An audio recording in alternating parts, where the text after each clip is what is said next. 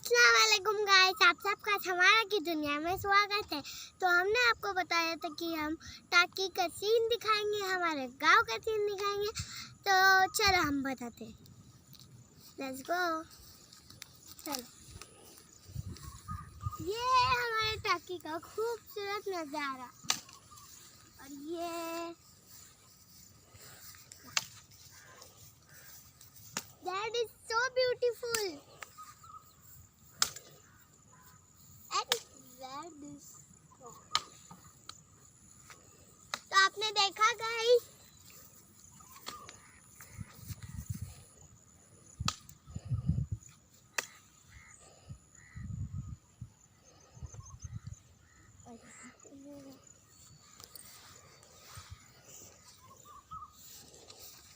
तो ये था हमारे टाकी का खूबसूरत नज़ारा। तो आपको कैसा लगा कमेंट में ज़रूर बताइए। तब तक हमारे चैनल को लाइक, शेयर, कमेंट, सब्सक्राइब। सवाल की दुनिया। अल्लाह हाफिज़।